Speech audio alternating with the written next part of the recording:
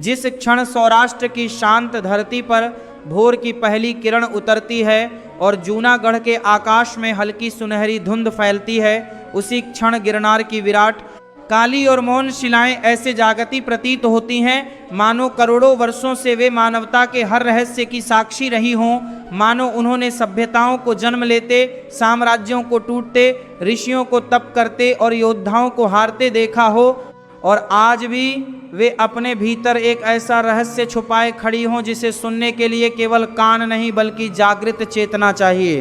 गिरनार कोई साधारण पर्वत नहीं है, यह पृथ्वी के उन प्राचीन ज्वालामुखीय अवशेषों में से एक है जिसकी आयु लगभग 22 करोड़ वर्ष से भी अधिक मानी जाती है।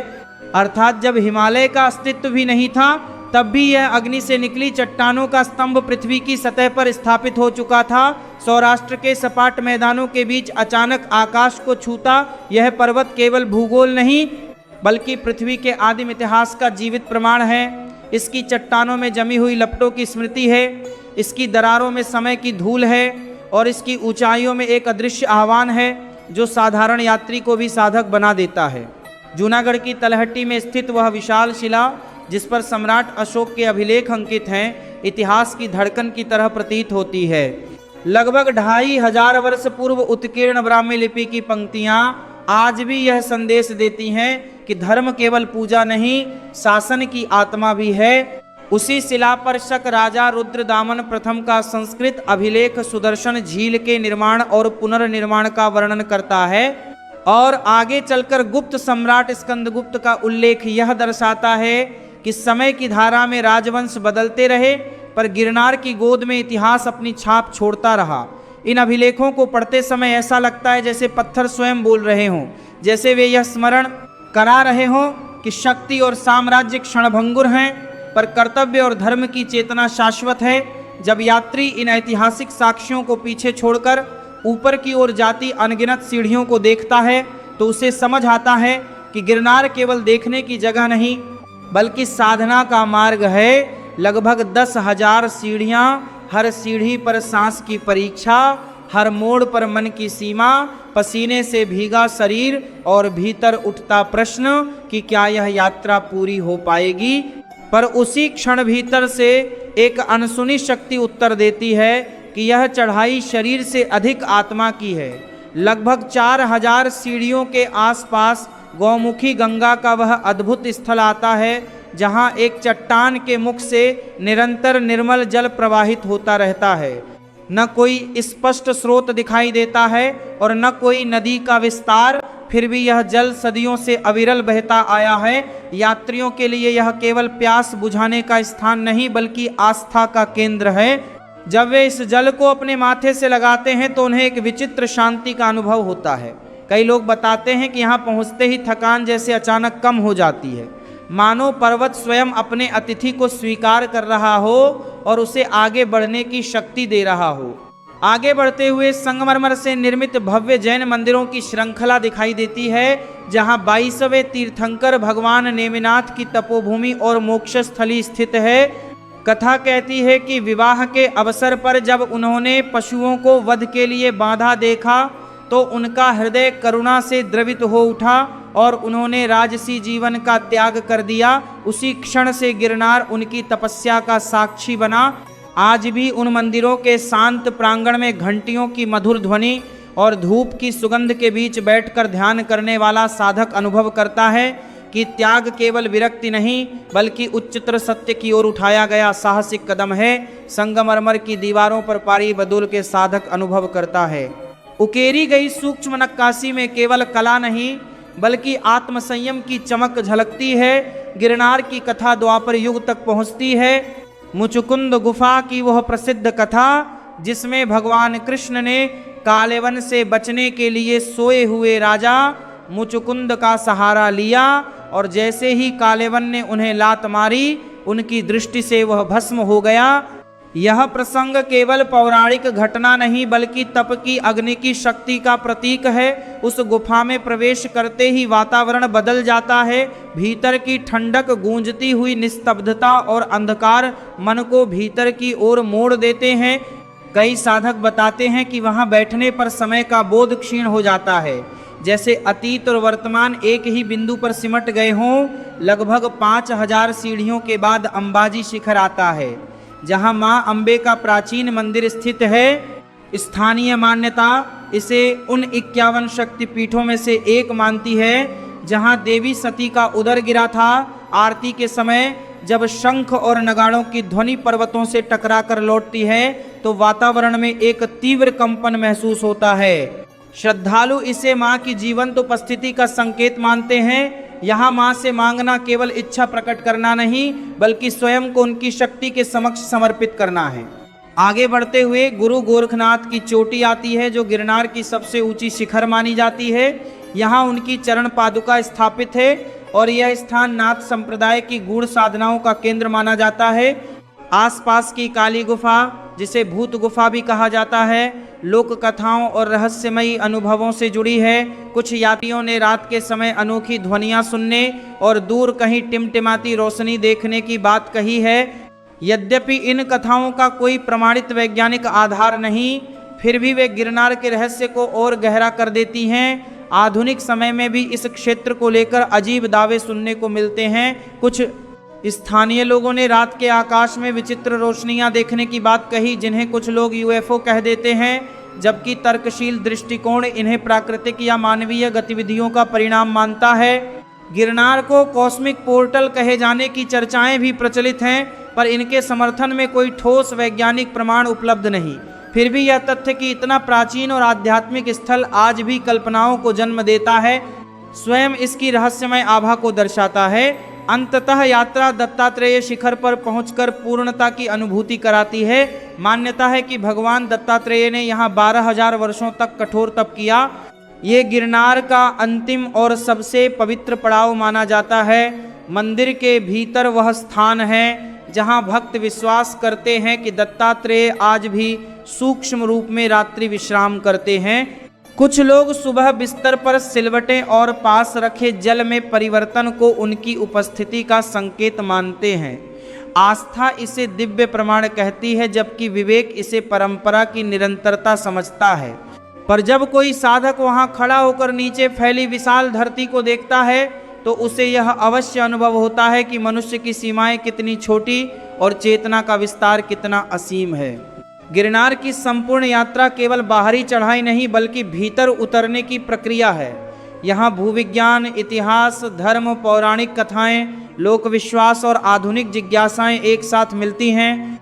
यह पर्वत हमें स्मरण कराता है कि समय की धारा में हमारा अस्तित्व क्षणिक है, पर हमारी साधना और हमारे कर्म अमिट छाप छोड़ सकते हैं। और जब अंतिम सीढ़ी पर पहुंचकर यात्री पीछे मुड़कर देखता है तो उसे केवल तय की गई दूरी नहीं दिखती, बल्कि स्वयं पर विजय का अनुभव होता है।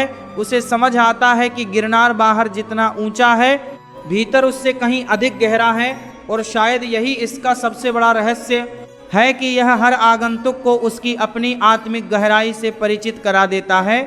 जब कोई साधक दत्तात्रेय शिखर से नीचे उतरते हुए एक क्षण के लिए रुककर चारों दिशाओं में फैले सौराष्ट्र को देखता है, तब उसे यह आभास होने लगता है कि गिरनार केवल पत्थरों का समूह नहीं, बल्कि एक जीवित ऊर्जा केंद्र है। एक ऐसा आध्यात्मिक ध्रुव जहां पृथ्वी की गहराइयों से उठी ज्वालामुखी अग्नि और मानव आत्मा की तपस्या एक साथ मिलती प्रतीत होती है। यहाँ की हवा साधारण नहीं लगती, इसमें एक प्राचीन कंपन है, जैसे हजारों वर्षों के मंत्रोच्चार अब भी सूक्ष्म तरंगों के रूप में वातावरण में तैर रहे हों। कई साधक मानते हैं कि गिरनार की चढ़ाई केवल बाहरी परिश्रम नहीं, बल्कि कर्मों की परतों को उतारने की प्रक्रिया है। हर सीढ़ी मानो भीतर के किसी बोझ को हल्का करती है, और जब रात के समय पर्वत पर सन्नाटा छा जाता है तब यह स्थान और भी रहस्यमय हो उठता है। दूर कहीं घंटियों की हल्की ध्वनि, हवा की सरसराहट और गुफाओं से आती गूंज ऐसी अनुभूति कराती है मानो अदृश्य साधक अब भी अपने ध्यान में लीन हो। काली गुफा, जिसे भूत गुफा भी कहा जाता है, उसके बारे में अनेक लोक कथाएं प्रचलित हैं। कहा जाता है कि यहाँ तांत्रिक साधनाएं की जाती थीं। कुछ लोग दावा करते हैं कि उन्होंने ध्यान अवस्था में विचित्र प्रकाश या आकृतियों का अनुभव किया। हालांकि इन अनुभवों का कोई वैज्ञानिक सत्यापन उपलब्ध नहीं है, फिर भी यह तथ्य कि इतने लोग समान प्रकार की अनुभूतियां साझा करते हैं, इस स्थान की रहस्यमयी छवि को और गहरा कर देता है। गिरनार का भूगर्भीय स्वरूप भी अपने आप में अद्भुत है। वैज्ञानिकों के अनुसार यह प्राचीन ज्वालामुखीय गतिविधियों का परिणाम है। इसकी चट्टानों की संरचना, उनका रंग और उनका फैलाव इस बात की गवाही देते हैं कि कभी यहाँ धरती के भीतर की अग्नि फूटी होगी। समय के साथ वह अग्नि ठंडी होकर कठोर शिला बन गई, पर शायद उसी अग्नि की स्मृति आज भी यहाँ की आध्यात्मिक ऊर्जा में अनुभव की जाती है, मानो प्रकृति और चेतना का कोई प्राचीन समझौता इस पर्वत पर अब भी जीवित हो। इतिहासकारों के लिए गिरनार एक खुली पुस्तक है। अशोक के शिलालेख केवल प्रशासनिक घोषणाएं नहीं बल्कि उस युग की मानसिकता का दर्पण है। रुद्रदामन का संस्कृत अभिलेख भारतीय भाषिक विकास का प्रमाण है और स्कंदगुप्त का उल्लेख यह दर्शाता है कि यह स्थल सदियों तक राजनीतिक और सांस्कृतिक दृष्टि से महत्वपूर्ण रहा। जब कोई इन अभिलेखों को पढ़ता है तो उसे यह एहसास होता है कि गिरनार ने न केवल साधुओं को आश्रय दिया बल्कि सम्राटों को भी अपनी ओर आकर्षित किया। जैन परंपरा में यह स्थान मोक्ष की भूमि माना जाता है। उस नेमिनाथ की कथा केवल त्याग की नहीं बल्कि करुणा की पराकाष्ठा की कथा है और आज भी हजारों जैन श्रद्धालु कठिन चढ़ाई करके यहाँ पहुँचते हैं। वे इसे केवल तीर्थ नहीं बल्कि आत्मशुद्धि का माध्यम मानते हैं। मंदिरों की स्थापत्य कला, संगमरमर की शीतलता और वहाँ की अनुशासित शांति यह दर्शाती है कि आध्यात्मिकता केवल भावना नहीं बल्कि अनुशासन और संयम का मार्ग है। अंबाजी शिखरती की अनुभूति अलग प्रकार की होती है। यहाँ भक्ति में भावनाओं का उफान दिखाई देता है। श्रद्धालु घंटों तक आरती में लीन रहते हैं। कई लोग अपने जीवन की कठिनाइयों का समाधान माँ के चरणों में खोजते हैं। शक्ति और भक्ति का यह संगम गिरनार को बहुआयामी बनाता है, जहाँ एक ओर विरक्ति और ध्यान है तो दूसरी ओर आस्था और समर्पण। गुरु गोरखनाथ की परंपरा इस पर्वत को योग और हठ साधना से जोड़ती है।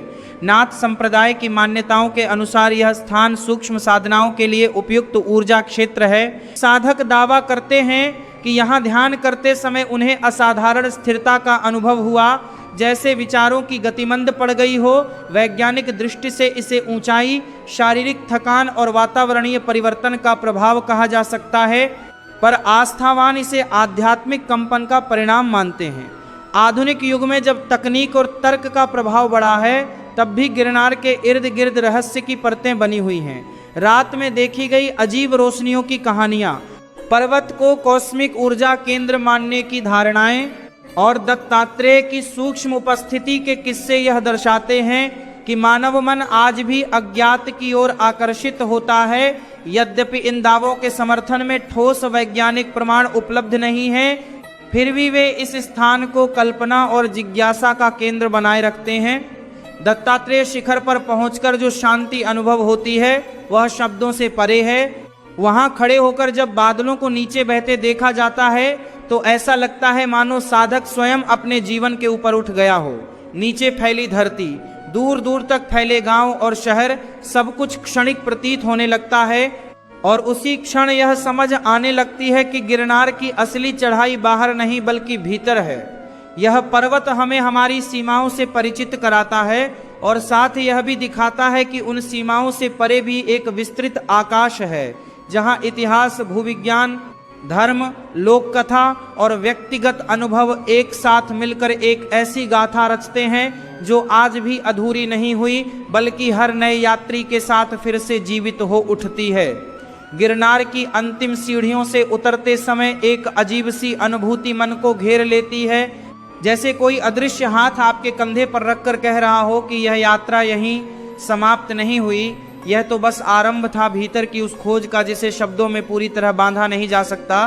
करोड़ों वर्ष पुरानी ज्वालामुखीय अग्नि से जन्मा यह पर्वत आज भी साधकों, इतिहासकारों, वैज्ञानिकों और जिज्ञासुओं को समान रूप से आकर्षित करता है। यहाँ अशोक के शिलालेख समय की धड़कन बनकर खड़े हैं। नेमिनाथ की करुणा पत्थरों में गूंजती है। मुचकुंद की कथा गुफाओं की निस्तब्धता में जीवित है। अंबाजी की शक्ति हवा में कंपन पैदा करती है। गोरखनाथ की साधना ऊंचाइयों में स्थिरता भरती है और दत्तात्रेय शिखर पर पहुंचकर मन यह स्वीकार कर लेता है कि कुछ रहस्य तर्क से नहीं, अनुभव से समझे जाते हैं। वहाँ गिरनार हमें यह सिखाता है कि इतिहास केवल पढ़ने की वस्तु नहीं बल्कि जीने का मार्ग है। आध्यात्मिकता केवल कथा नहीं बल्कि अनुशासन है, और रहस्य केवल डराने के लिए नहीं बल्कि जागृत करने के लिए होते हैं। जब हम नीचे लौटते हैं तो वही शरीर होता है पर दृष्टि बदल चुकी होती है, वही संसार होता है पर उसका अर्थ गहरा हो चुका होता है। और शायद यही गिरनार का सबसे बड़ा चमत्कार है कि वह हमें हमारी ही गहराई से मिलवा देता है। अगर आपको ऐसे ही रहस्यमयी, ऐतिहासिक और आध्यात्मिक स्थलों की सच्ची और शोधपूर्ण कथाएं सुनना पसंद है तो जुड़े रहिए हमारे साथ। यह है आपकी अपनी आवाज़ धर्म की पुकार, जहां हम आस्था, इतिहास और रहस्य को एक नई दृष्टि से प्रस्तुत करते हैं। वीडियो को लाइक करें, अपने विचार कमेंट में साझा करें और चैनल को सब्सक्राइब करके इस आध्यात्मिक